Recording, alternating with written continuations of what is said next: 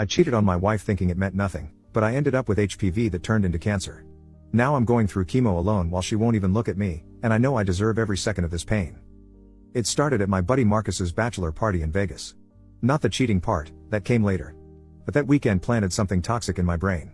All the guys were talking about their hall passes and joking about what happens in Vegas. I came home to Sarah making dinner, humming while she stirred pasta sauce, and instead of feeling grateful, I felt trapped. Like I was missing out on something. Sarah and I met in college. She's a pediatric nurse, volunteers at the animal shelter, makes me coffee every morning before her 6 a.m. shifts. We've been trying for kids for 2 years. She'd leave pregnancy test instructions on my nightstand and I'd find her crying in the bathroom when they came back negative. But instead of supporting her, I started staying late at work. Started scrolling through Instagram looking at women half her age. Started telling myself I deserved better. The woman was a new marketing coordinator at my firm. 24, fresh out of grad school, always asking me for mentorship over drinks. I told myself it was networking. I told myself Sarah would understand.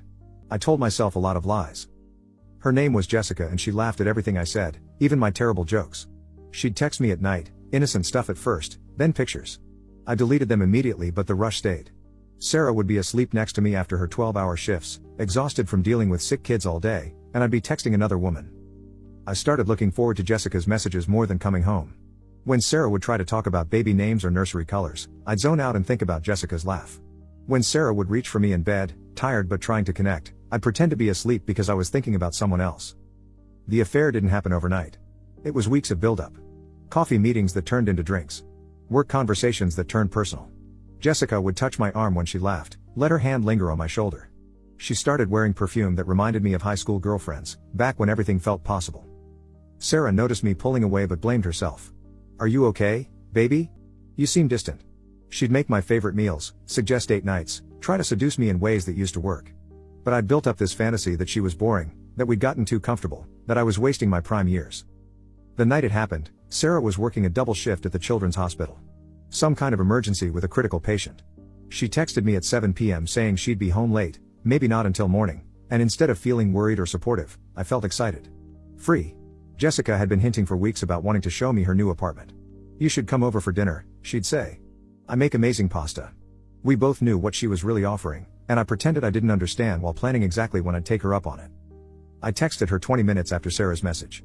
"Free tonight if you want to grab that drink we talked about." She responded immediately with her address and a winky face emoji. I deleted the text thread, showered, put on cologne I hadn't worn in years. Driving to her place, I kept the radio loud to drown out the voice in my head screaming that this was insane. I parked 3 blocks away like a coward, turned off my location sharing, and walked to her building with my wedding ring turned around so only the band showed. Jessica answered the door in a dress I'd never seen at work. Red wine was already open. Candles everywhere.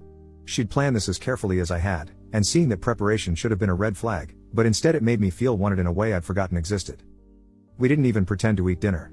Within an hour we were in her bedroom, and I was crossing a line I'd sworn I never would. Afterward, lying in sheets that smelled like someone else's detergent, I felt nothing.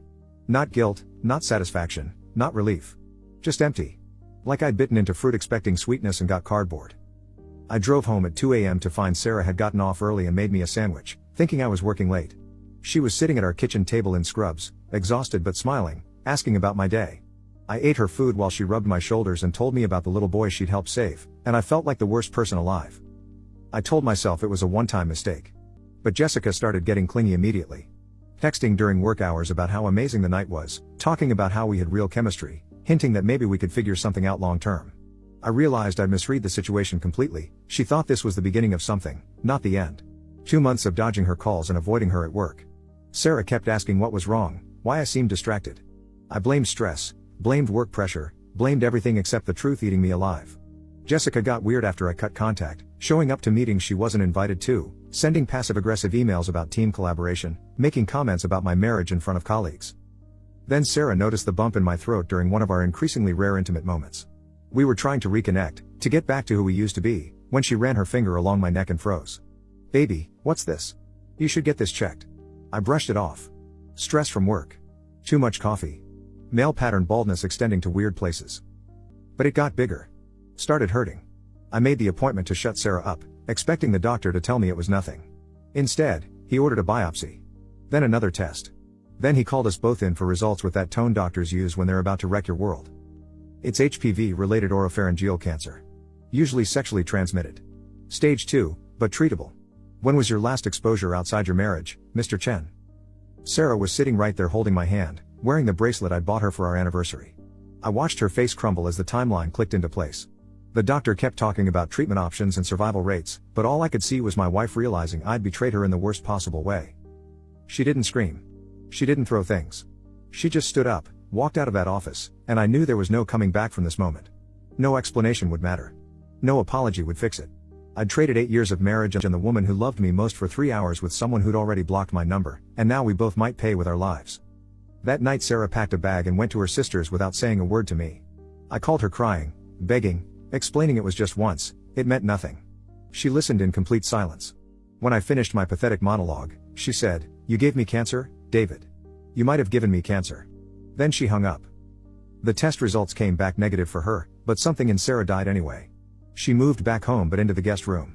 She speaks to me only about logistics, insurance forms, treatment schedules, who's picking up groceries. When I try to apologize, she leaves the room. When I reached for her hand last week, she flinched like I was radioactive. 6 weeks into chemotherapy, and I finally understand what alone means.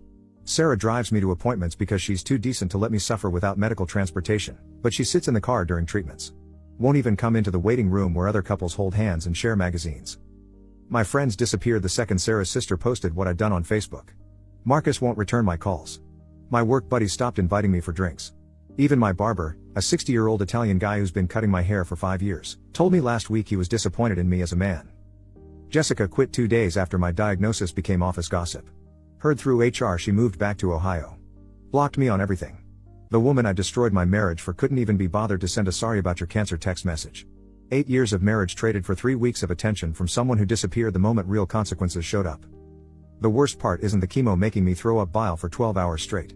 It's sitting in our living room, my living room now, since Sarah's moving out next month, and seeing all the little ways she's systematically erasing me from her life.